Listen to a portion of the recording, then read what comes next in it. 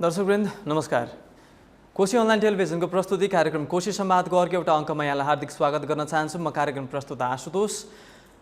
अहिलेको समय कोभिड-19 को दोस्रो भेरिएन्टबाट समाज र देश आक्रान्त भएको अवस्थामा समाजमा धेरै कुराहरू आइरहेका छन् मेडिकल इन्स्टिट्युसनको विषयलाई लिएर। पछिल्लो समयमा विराट मेडिकल कलेज, विराट शिक्षण अस्पताल टङ्कीमा अवस्थित को विषयवस्तु धेरै उठिरहेको छ मार्केटमा। फरक छन् विषयहरू, तर जे होस् कुराकानी आइरहेका छन्। के हो त खास कुरा के हो?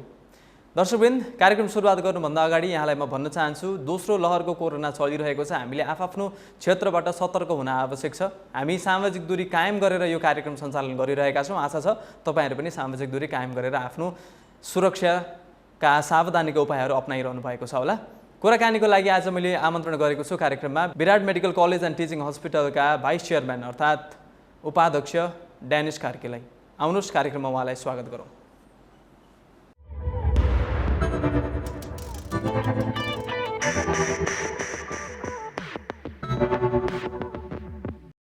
आउनुहोस् उहाँलाई कार्यक्रममा स्वागत गरौँ। सर, कार्यक्रममा स्वागत छ। नमस्ते, थ्याङ्क यू। स्वास्थ्य अवस्था कस्तो छ सर अहिले? म ठिक छु, देश ठिक छैन। देश मात्र होइन, समग्र माहौलै ठिक छैन अहिले। अच्छा, ठिक नभएको माहौलमा पनि ठिक बनाउने प्रयत्नतिर लागिरहनु भएको छ, तर समस्याहरू नि विभिन्न उत्पन्न भइरहेका छन्। हजुर, ट्याकल कसरी गर्ने प्रेरणा आउँछ सर यस्तो बेलामा पनि? सर, हामीले फ्यामिलीमा कुरा गरेको थियौँ, कसैले राम्रो भन्छ, कसैले नराम्रो भन्छ, तर हामी त हेल्थ वर्कर्सहरू, कामै यही हो, आउँछ नै यही मात्र, यो बाहेक अरू केही आउँदैन। हाम्रो अब ड्राइभरले राम्रो गाडी कुदाउँछ भनेर ड्राइभर राम्रो होइन, डक्टरले राम्रो सहयोग गर्छ, राम्रो सेवा गर्छ, पेसेन्टहरूलाई हेर्छ भन्ने कामै त्यही हो, त्यही गर्नुपर्छ। हामी हस्पिटल चलाइरहेको मान्छे, अहिले हेल्थ प्रब्लम आइरहेछ वर्ल्डमा, त्यसलाई नै सल्भ गर्नतिर लागिरहेको छौँ। म सुरुवातदेखि सुरु गर्न चाहन्छु सर। पहिलो चरणको लकडाउन पनि हामीले पार गरेर आइसक्यौँ, 6 महिनाको। अब दोस्रो चरणमा छौँ हामी।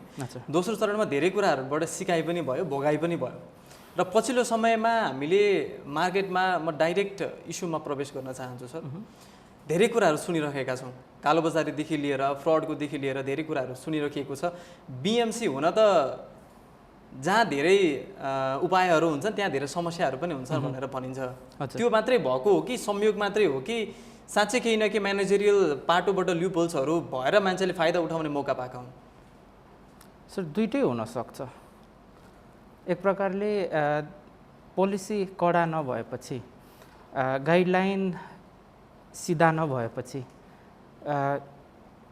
दुइटै साइडबाट काम गर्न सकिन्छ। हामीले गरेको सही हो कि गलत हो त्यसलाई मूल्याङ्कन गरेर मान्छेले आफैले जज गर्नुपर्छ।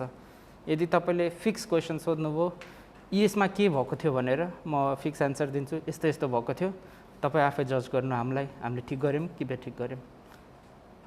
अहिले फर्स्ट वेभबाट हामीले लास्ट इयर फर्स्ट वेभबाट के सिक्यौँ, सेकेन्ड वेभमा मेबी 10% मात्र काम लाग्यो। योपालिको वेभ मच मोर गाह्रो छ। मान्छेहरूले नसोचेको मान्छेहरू पनि अप्ठ्यारोमा गइरहेको छ। हामीले दिएको प्रयास, हामीले दिएको दबाईहरू त्यति युजफुल भइरहेको छैन। मान्छेहरूको मनोबल बलियो छ भने मान्छेहरू ठिक हुँदैछन्, छैनन् भने मर्दैछन्, र हामीले प्रयास मात्र गर्न सकिरहेका छौँ। पछिल्लो समयमा विराट मेडिकल कलेजको विषयमा धेरै कुराहरू मार्केटमा आइरहँदाखेरि पनि जुन हिसाबले दत्तचित्त भएर लागिरहनु भएको छ, म अहिले फिगरमा काउन्ट गर्न चाहन्छु सर। अहिले हामीसँग जम्मा 1000+ स्टाफ्सहरू हुनुहुन्छ बिएमसी अम्ब्रेला अन्डर काम गर्ने। जस अन्तर्गत लगभग 150-200 जना मान्छे चाहिँ मेडिकल अफिसर्सहरू डाइरेक्टली इन्भल्भ हुनुहुन्छ कोभिड पेसेन्टको ट्रिटमेन्टमा। म्यानेजमेन्ट कसरी भइरहेको छ अहिले? समस्या सबैलाई छ, त्रास सबैलाई छ, तर पनि मेडिकल अफिसर्सहरू त्यसरी खटिरहनु भएको छ। मोटिभेसनल फ्याक्टर म्यानेजमेन्टले के प्रदान गरिरहेको छ अहिले? यस्तो बेला हामीले दिएको मोटिभेसनले मात्र काम गरेको भनेर भन्न सक्दिनँ म सर। जुन मान्छेहरू जसरी लागिरहेका छन् हाम्रो कोभिडको ब्याटलमा, तिनीहरूलाई म्यानेजमेन्टले मात्र दिएर उनीहरू गरेको मैले भन्न सक्दिनँ। उनीहरू एक्चुअली मनबाट काम गरिरहेका छन्। म दिनमै एभ्री टाइम जान्छु कोभिडमा, राति बिहान गइरहेको हुन्छु, र जसरी every nurse, every health worker, every housekeeping स्टाफले काम गरिरहेको छ त्यहाँभित्र, I can be nothing but proud. र आई नो द्याट मैले दिएको मोटिभेसनले उनीहरू काम गरेको होइन, आफ्नै मोटिभेसनले काम गरिरहेका छन्। आई थिङ्क धेरैजना जो काम गरिरहेको छ उनीहरू राइट रिजनले प्रोफेसनमा छिरेको थियो र अहिले उनीहरूले आफूलाई प्रुभ गरिरहेको छ। म्यानेजमेन्टले all we are doing is उनीहरूलाई जति सहयोग गर्न सक्छौँ त्यो गर्छौँ। उनीहरूले हामीलाई यो चाहियो पेसेन्टको लागि भन्छ भने त्यो खोजेर लिएर आउने काम हाम्रो। यतिखेर रिसोर्स म्यानेजमेन्ट एकदमै ठुलो इस्यु छ। मार्केटमा सामानहरू पाइरहेको छैन, अक्सिजन छैन, दबाईहरू छैन, यतिखेर भेन्टिलेटरको सर्टेज छ, यतिखेर नर्सहरूको स्टाफहरूको कमी छ। तर यो कुरा बाहिर बसेर म्यानेजमेन्टलाई थाहा छ। भित्र बस्ने हाम्रो जो भित्र लक्ड पेसेन्टहरूलाई केयर गर्ने डक्टर नर्सहरूलाई यो इस्यु थाहा छैन। यदि उनीहरू डे 1 देखि छिरेको भने बाहिर के भइरहेछ न्युज पढेको छैन भने थाहा छैन। हाम्रो काम त्यति नै हो, उनीहरूलाई थाहा नहोस्, उनीहरूलाई जे चाहिन्छ खोजेर लिएर आउने। हिजो फर इक्जाम्पल हामीले लिइरहेको अक्सिजन प्लान्टको मेसिनमा खराबी आयो, त्यसपछि अक्सिजनको सर्टेज भयो। हामीलाई थाहा थियो 8 बजीसम्म मात्रै अक्सिजन छ, 8 बजेपछि छैन। पेसेन्टलाई कतै ट्रान्सफर गरौँ भनेर हामीले धेरै प्रयास गऱ्यौँ, कोही कहीँ लाने ठाउँ छैन। यदि 8 बजेपछि अक्सिजनको सर्टेज भयो भने पहिलो घन्टामा 15 जना, त्यसको 3 घन्टापछि 100 जना मर्छन्। हामी अल नाइट नसुतिकन अक्सिजन खोज्दै हिँड्यौँ। 6-7 वटा फ्याक्ट्रीबाट गाडी जता पठाउन सक्यौँ पठायौँ, लिएर आयौँ। तर भित्रको हाम्रो नर्स डक्टरहरूलाई त्यो थाहा छैन नि त। र आज यो मेसिन बन्यो, हामीले बचायौँ सबैजनालाई। तर त्यो हामीलाई थाहा छ, बाहिर काम गर्नेहरूलाई थाहा छ, भित्र बस्नेहरूलाई थाहा छैन। होपफुली त्यही हो हामीले सहयोग गर्न सक्ने भनेको, कि उनीहरू अरू रिजनमा आतिनु नपरोस्, पेसेन्ट केयरमा ध्यान जाओस् र त्यही काम गर्दै बस्नुहोस्। फिजिकल्ली इक्विपमेन्टको आधारमा होस् या मेडिकेसनको आधारमा होस्, हरेक समस्या भइदा पनि हामी समस्याको समाधान खोजेर अगाडि बढिरहेका छौँ। कियोसको वातावरण छ अहिले समाजमा, सबै मान्छेमा, पब्लिकमा पेसेन्टहरू त्यसरी नै आइरहेका छन्। यो अवस्थामा पब्लिकको एक तरिकाको, पेसेन्टको एक तरिकाको बर्ताव हुनसक्छ, जसले गर्दाखेरि चाहिँ मेडिकल अफिसर्सहरूको, मेडिकल स्टाफ्सहरूको चाहिँ मोटिभेसन लेभल एउटा डाउन हुन्छ कि भन्ने खालको कुरा हुनसक्छ। त्यो भएर यो प्रश्न राख्न बाध्य भयो सर। अर्को कुरा जस्तै भर्खरै यो कालोबजारीको कुरा आयो, म त्यतातिर लाग्न चाहेँ। 24 भाइलको कुरा आयो रेमडेसिभिरको।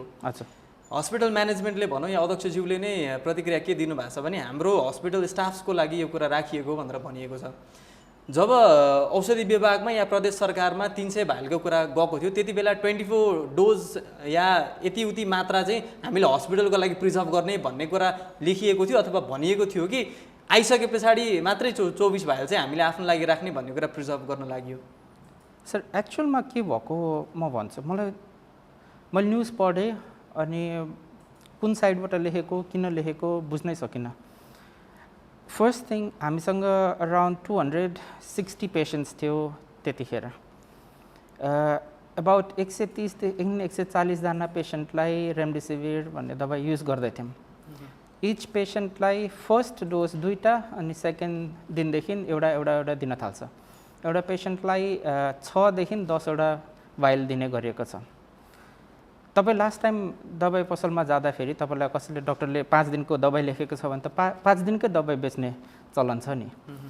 हाम्रोमा के भयो भने रेमडेसिभिर मार्केटमा पाइएन। गभर्मेन्टले सेग्रिगेट गरेर एउटा हस्पिटललाई कति दिन थाल्यो। हामीलाई त्यतिखेर 90 भाइल अनि एकचोटि 300 भाइल आएको थियो। एउटै मान्छेलाई बेच्यौँ भने 10 जना मान्छेलाई मात्रै पुग्छ। त्यो त गभर्मेन्टले कसरी बेच्छ, कसलाई नबेच्छ भन्ने पोलिसी त छैन। सो हामीले अर्को डोज नआउनु जेलसम्म यसलाई पुर्याउन ट्राई गर्न खोज्यौँ। 90 वटा आउँछ, दिनमा 170 वटा खपत छ, कसलाई दिने कसलाई नदिने कसरी। सो हामीलाई थाहा छ ब्ल्याक मार्केट छ, जसको लागि पैसा इस्यु होइन गएर बाहिरबाट किन खोज, जसले सक्दैन आफू अफोर्ड गर्न हामी उसलाई दिन्छौँ। यदि तिमीले सोर्स फोर्स लगाउँछौ कसैको भने सोर्स फोर्स उता रेमडेसिभिर खोज्नतिर लगाऊ, हामीलाई प्रेसर दिन नलगाऊ भनेर हामीले लिटरली सबैजनालाई हाम्रो तरिकाले डक्टरले उसलाई आज चाहिन्छ भन्ने स्ट्याम्प लगाएर पठायो भने मात्रै हामी बेच्छौँ। डक्टरले 6 देखि 8 वटा चाहिन्छ भनेर मात्रै पठायो भने बेच्दैन थियौँ। गलत गऱ्यौँ सही गऱ्यौँ थाहा छैन, तर हामीलाई पुऱ्याउनु थियो सबैजनाको लागि दबाई नेक्स्ट स्टक आउनु जेलसम्म। स्टक विकमा 1 टाइम 2 विक्समा 1 टाइम आउँथ्यो। स्टक रिप्लेनिस गर्नको लागि फेरि गभर्मेन्टलाई माग गर्नको लागि पहिलाको स्टक सिद्धाएको डकुमेन्ट दिनु पर्थ्यो। जब हाम्रो आजै 130 वटा चाहिरहेको छ र 90 मात्रै आएको छ, 1 हप्ता कसरी पुऱ्याउने? सो इन्स्टेड अफ कसलाई युज भयो, कसलाई युज गर्न 8 दशमको नाम लेख्न थाल्यौँ, सकियो। बेसिकली तपाईँ आउनुभयो, तपाईँको नाममा 6 वटा लेखिदिउँ, गभर्मेन्टलाई दिइदिउँ। अब तपाईँको 6 वटा आजै दिएको छैन, मैले आज दिन्छु, भोलि तपाईँको पेसेन्टलाई दिन्छु, पर्सि पेसेन्टलाई दिन्छु। तपाईँलाई राखेर के फाइदा हुन्छ? तपाईँलाई बेचिसकेको छु भने तपाईँलाई दिने ग्यारेन्टी मेरो, तर तपाईँले घरमा लगेर फ्रिजमा राखिराख्नु न तपाईँको लागि फाइदा हुन्छ न मेरो अरू पेसेन्टको लागि फाइदा हुन्छ। तपाईँले अफोर्ड गर्न सक्नुहुन्छ, तपाईँले घरमा लगेर राख्ने, त्यो ठिक होइन जस्तो लाग्यो हामीलाई। सो हामीले चेन्ज गर्न थाल्यौँ। 300 वटा भाइल आउँदाखेरि हाम्रो यस्तै 280 वटा जस्तो सकिसकेको थियो, 24 वटा भाइल बाँकी थियो। त्यतिखेर डिडिए र उहाँको आफन्त कोही आउनुभयो, उहाँहरू आएर न्युरो हस्पिटलको लागि मलाई भाइल देऊ भनेर भन्नुभयो।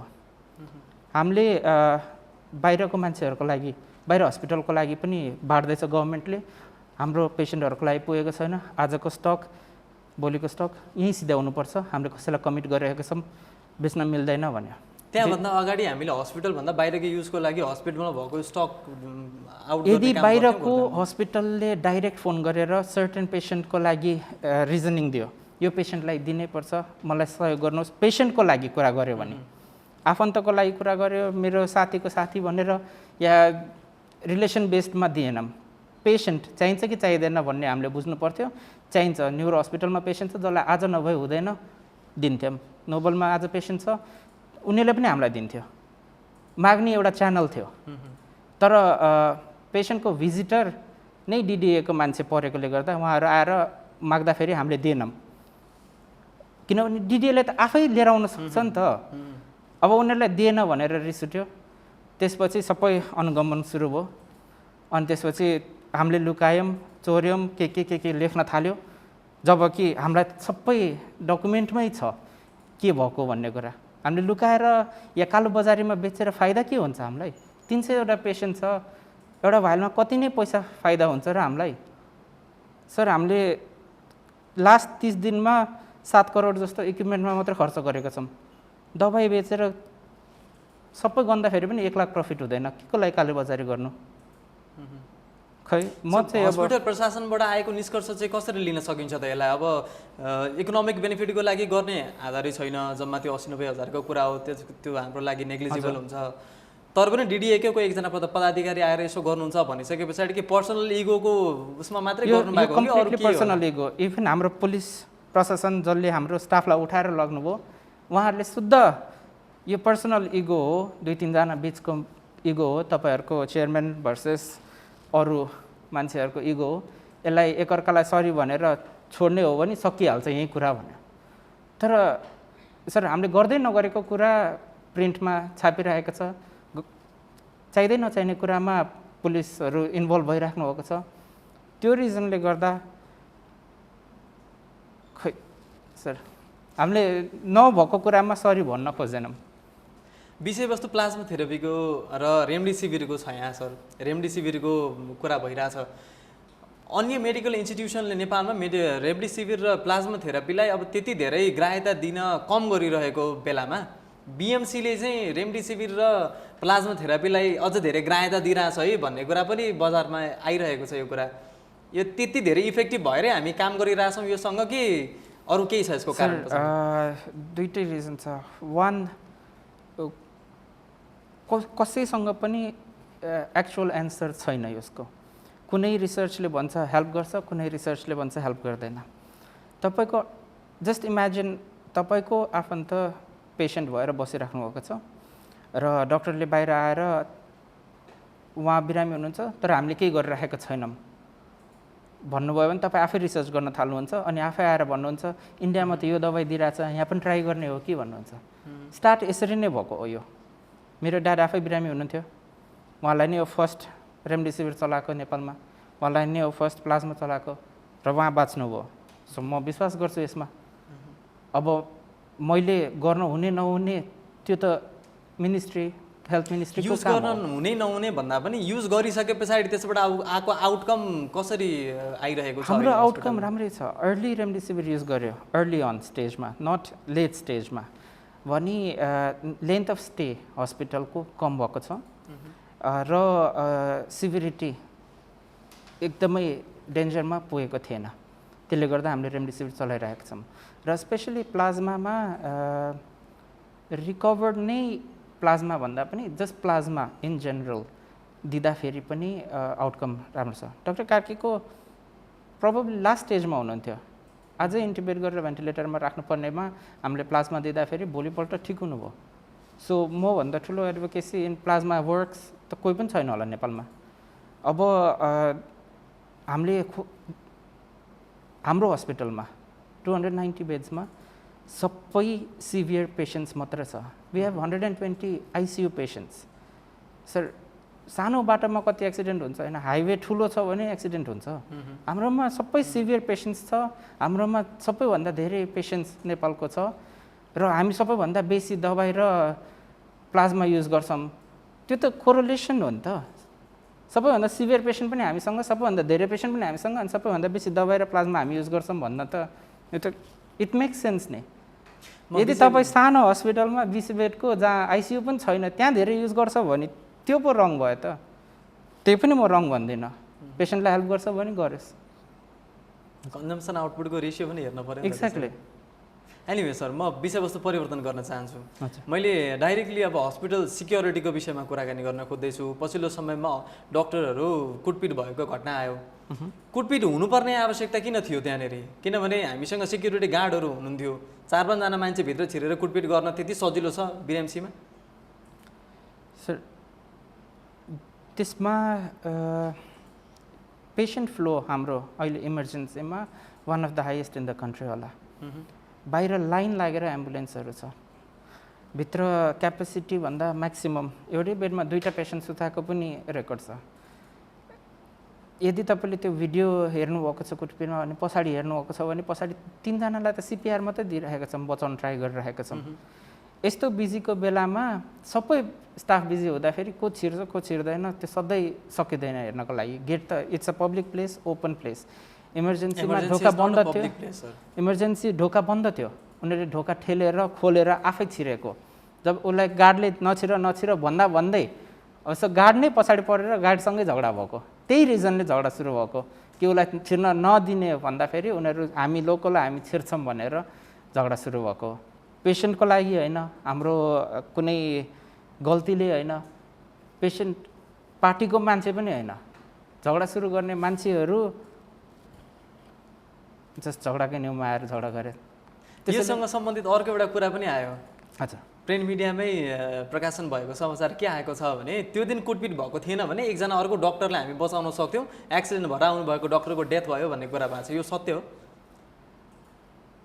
स्पेकुलेसन हो सर, सत्य भन्न मिल्दैन। हाम्रो त्यतिखेर 3 जना गम्भीर अवस्थामा आउनुभएको थियो, 1 जना स्टाफ, 1 जना डक्टर अनि 1 जना एक्सिडेन्टको patient. Doctor I think covid सिम्टम्सले लेट स्टेजसम्म घर बसेर आउनुभएको थियो। आउँदाखेरि अलरेडी लेट भइसकेको थियो, प्रयास चलिरहेको थियो। त्यतिखेर एटेन्सन डाइभर्ट भयो। प्रयास सक्सेसफुल हुन्छ कि हुँदैन भन्न हामी सक्दैनौँ, तर डाइभर्ट हुँदाखेरि उसलाई असर पर्यो अफकोर्स पर्यो। अब त्यस्तो सिनारियो त्यही मात्रै लिन मिल्दैन। अरू कुनै पेसेन्ट जसलाई बचाउन सक्थ्यौँ र डक्टरको झगडाले गर्दाखेरि माइन्ड डाइभर्ट भयो भने मर्न पनि सक्थ्यो। So it's true, it's not, तर स्पेकुलेसन हो। म भन्दिनँ कि त्यही झगडाले गर्दा मर्यो मान्छे, आई थिङ्क जान मारेको केस लाग्छ त्यस्तो भन्यो भने। त्यस्तो होइन, तर नहुन सक्ने भन्ने पनि होइन, हुनसक्थ्यो। त्यो कुरा साँचो पनि हुनसक्थ्यो। संयोग मिल्यो त्यति बेला। अच्छा, पछिल्लो समयमा हुन त अगाडिदेखि नै यो कुराहरू कस्तो उठिरहेछ भने विराट मेडिकल कलेजको फी चाहिँ क्याटेगोरी अलिक धेरै भइरहेछ भनेर भनिन्छ। सरकारले तोकेको एउटा छ तर धेरै नै माथि गइरहेछ भनेर भनिन्छ। अच्छा, म धेरै या थोर भन्ने हिसाबमा प्रश्न सोध्न चाहदिनँ। त्यो मेन्टेन त्यो स्ट्रक्चर मेन्टेन गर्नलाई त्यो हामीले त्यो रेट स्ट्रक्चर मेन्टेन गर्नलाई के कारणले हामी बाध्य भयौँ त्यति रेट राख्नलाई? Sir most of the countries in the वर्ल्डमा एनी पेन्डेमिक इज गभर्मेन्टको सोल रेस्पोन्सिबिलिटी। नेपालमा 80% of the critical care beds अनि टर्सियरी केयर बेड्स प्राइभेट हस्पिटलमा छ। गभर्मेन्टको म्यान्डेट अनुसारले पनि विराटले 20% बेड चलाउनु पर्ने आदेश आएको छ। इमेजिन त्यो म्यान्डेट मात्रै पुरा गरेर बसेको भए म जसरी बिपिकेएचएसले या कोशीले गरिरहेको छ 90 बेड चलाएको छ, त्योभन्दा बेसी सक्दैनौँ, स्टाफ छैन, यो छैन त्यो छैन भन्यो, हात उठाएर बसिरहेको छ। हामी 30 बेडदेखि 60 bed, 90 bed, 100 bed, 200 bed, 300 bed किन बढाइरहेको छौँ? जति पेसेन्ट आयो सक्दो किन लिन खोजिरहेको छौँ? त्यो लिनको लागि के रिसोर्स चाहिन्छ? हामीसँग भएर गरेको होइन, हामीले नयाँ बनाएको हो, सबै नयाँ किनेको हो। हामीसँग लास्ट इयरमा 150 जना राख्ने क्षमता थियो, 150 जना राख्यौँ। योपालि 300 पुर्याउनको लागि 150 अझै नयाँ किन्यौँ। हामीले 23 वटा भेन्टिलेटर्स किन्यौँ। हामीले अलमोस्ट 35 वटा मोनिटर्स किन्यौँ। हामीले आइसियु बेड अराउन्ड 30 प्लस 60 वटा अरू बेडहरू किनेको छौँ। हामीले स्टाफहरू हन्ड्रेड्स स्टाफहरू नयाँ हायर गरेको छौँ। गभर्मेन्टको पैसा लास्ट इयरको त पाएको छैनौँ, यो इयरको त कहिले पाउँछौँ थाहा छैन। पैसा कहाँबाट आउँछ? सो एउटा रिजन इज गभर्मेन्टले दिएको पैसाले पुग्दैन। गभर्मेन्टले दिएको पैसाले जति पुग्छ त्यति मात्रै गर भन्ने हो भने हामी आइसियु बेड नै नचलाइ बस्थ्यौँ। अहिले हामीसँग स्ट्याटिस्टिक्स छ सर, प्रिसाइजली हामीसँग कतिजना जम्मा 280 वटा बेडको लागि मेडिकल अफिसर्सहरू कति खटिनु भएको छ? सर नपुगेर हामीसँग अराउन्ड टोटल हस्पिटलको कुरा गर्दाखेरि 50 जना जस्तो मेडिकल अफिसर्सहरू हुनुहुन्छ, 150 जना जस्तो डक्टरहरू हुनुहुन्छ। सो उनीहरू नै रोटेसनमा गइरहेका छन्। तर त्यो भन्दा भन्दै मेन अराउन्ड 5-6 जना मेडिकल अफिसर्सहरू हुनुहुन्छ। लास्ट इयरदेखि यो इयर पनि उहाँहरू नै त्यहीँ बसेर एक दिन पनि बिदा नलिकन आई डोन्ट थिङ्क उनीहरू सुत्न पनि पाएको छन्। तिनीहरूले ध्यान दिएर काम गर्दैछ। राउन्ड द क्लक 24/7 हामीसँग एउटा कुनै कोभिड पेसेन्टलाई हेर्ने मान्छे हुनुहुन्छ कि रोटेसनकै आधारमा स्टाफहरू खटिनुहुन्छ? 2टादेखि 3टा रोटेसन हुन्छ। नर्सको 2टा रोटेसन हुन्छ, 12-12 घन्टाको सिफ्ट। मेडिकल अफिसर 24 घन्टा एउटा पेसेन्टको लागि लागेको हुन्छ। हाउसकिपिङ 3 सिफ्ट छ 8-8 घन्टाको। देन डायटिसियनहरू 1 सिफ्ट छ, बिहानदेखि रातिसम्म गर्छ। त्यसपछि डायटिसियन एसिस्टेन्टहरू छ, उनीहरू 3 चोटि खाना लिएर आउँछन्। त्यसपछि नर्सिङ एसिस्टेन्टहरू 3 सिफ्ट छ। अनि त्यसपछि लाउन्ड्री, यो सेक्युरिटी, यिनीहरू 3-3 सिफ्टको हो। त्यसपछि अब यो अक्सिजन लिएर आउने सिफ्टै नभनौँ सर, 24 घन्टा लाइनमा बसेर एउटा सिलिन्डर उठाउने बित्तिकै कुदेर लिएर आउँछ, फेरि गएर लाइनमा उभिन्छ। हामीसँग अक्सिजनको कुरा पनि जोड्न चाहेँ मैले, यिनीहरू प्रसङ्ग उठिहाल्यो।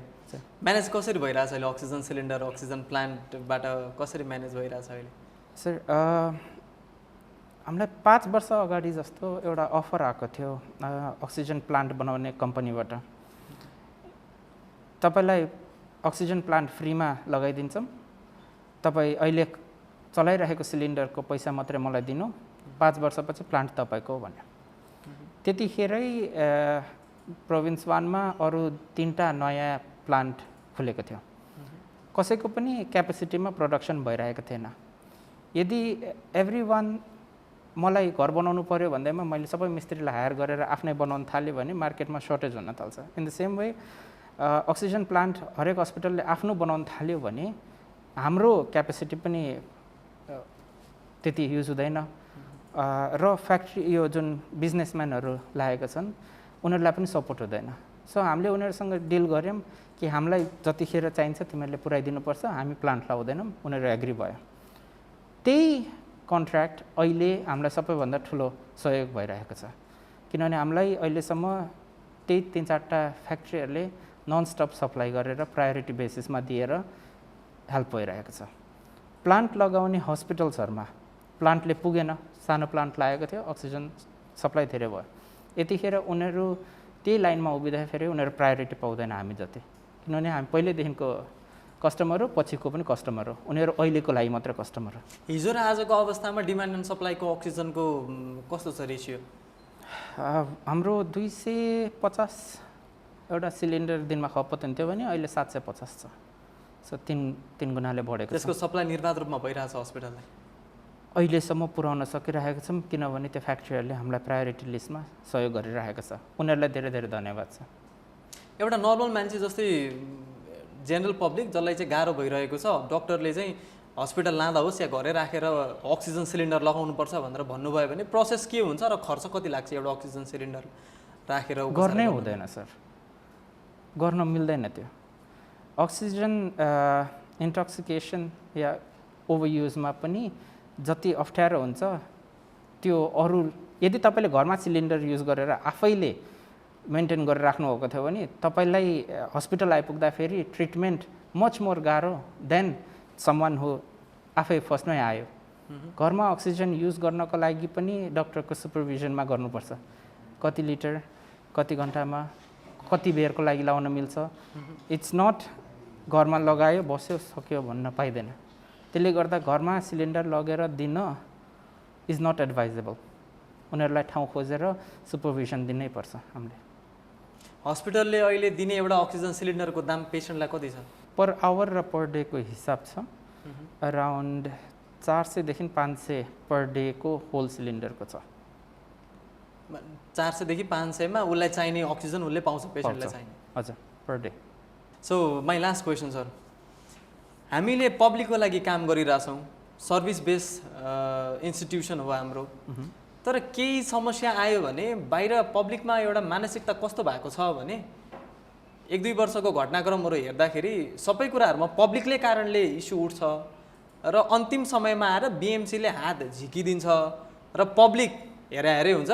म्यानेजमेन्टसँग या चाहिँ सरकारी तवरमा के कता कसरी गर्नुपर्ने त्योसँग पब्लिकको सरकार भएन, तर हस्पिटलले कसरी आफ्नो हात झिकेर पन्छिन्छ भन्ने एउटा मानसिकता छ। अब हामीले त पब्लिकको लागि काम गरेका छौँ सर। जस्तै अहिले भाइलकै केसमा पनि अब हामीले भाइल चलाउँदैनौँ, रेमडेसिभिर पनि चलाउँदैनौँ, प्लाज्मा थेरापी पनि चलाउँदैनौँ भनेर हामीले भन्न सक्छौँ, तर हामीले त्यही पब्लिकको लागि गरे हो। भोलिको दिनमा हामीले त्यही पब्लिक पाएनौँ भने त हामीलाई गाह्रो भयो। सो यो पन्छिने भन्ने कुरा सत्य छ कि असत्य छ पहिलो कुरा, र दोस्रो कुरा अब रेस्पोन्सिबिलिटी के देख्नुहुन्छ? समस्या यस्तै छ, तेस्रो लहर चौथो लहर आउने कुरा पनि जारी नै छ। सो रेस्पोन्सिबिलिटी के हुनसक्छ अब कसरी अगाडि बढ्ने प्लान छ?